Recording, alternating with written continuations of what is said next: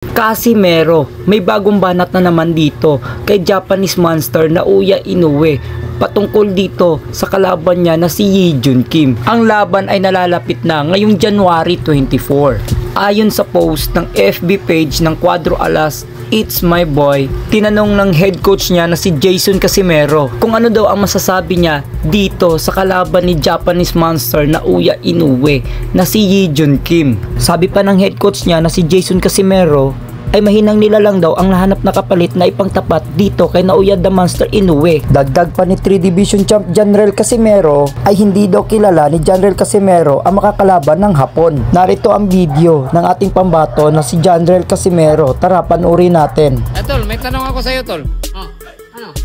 May ano ako sa iyo ba? Ano yung masasabi mo sa kalaban ngayon ni Naoya Inoue? Parang nakahanap na naman ng kahit sa yung parang mamahinang nila lang ba? Naoya. Oo. Sino na naman yung pinalit mo yung Naoya? Ha?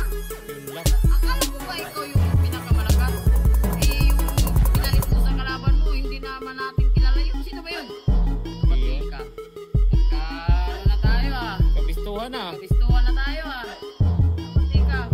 Uy, Naoya Inoue. Hindi ikaw ang tunay na malakas.